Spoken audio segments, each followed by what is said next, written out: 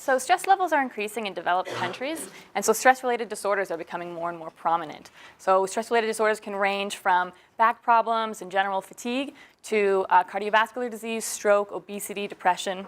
And so people who suffer from mental health disorders such as chronic stress can end up or are more prone to being absent from work. They're less productive generally, and they tend to make poor quality decisions. This can have significant impacts on business operators, which it can also have significant impacts on our healthcare costs for Canada. So we can have considerable problems with business owners, the government, and taxpayers. So finding environments that can help reduce stress could have considerable advantages to stakeholders who are interested in cost-effective operations and economical prosperity. So what we found is that green spaces are actually able to positively increase people's psychological and physiological measures whenever they're studied. And so we find that we can find a reduction in stress, an increase in positive mood, and we can also find a restoration of attention.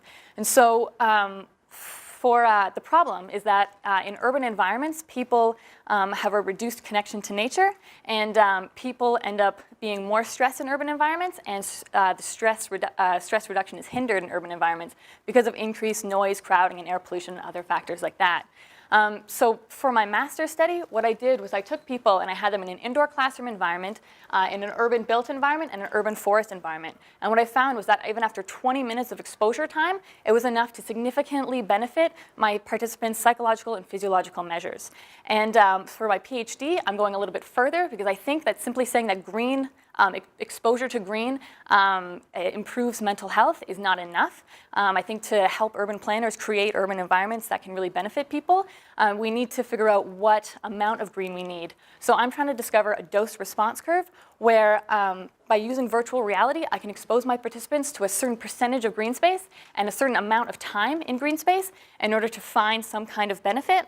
So by using subjective measures of mood and stress and physiological measures of heart rate, blood pressure, and skin conductance, I plan on finding out what amount of green we actually need to have a significant benefit so we can better equip our urban planners to make efficient, sustainable urban environments.